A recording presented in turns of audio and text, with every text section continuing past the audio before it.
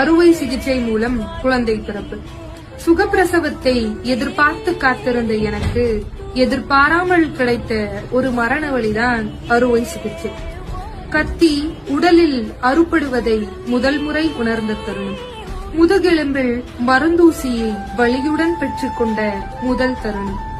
சிறுநீரை வெளியேற்ற குழாய்கள் சொருக்கப்பட்டு மருந்துகளை உட்செலுத்த கை நரம்புகளில் குழாய்கள் செலுத்தப்பட்டு நானே நானாக இல்லாமல் அப்படியே கிடந்த தருணம்.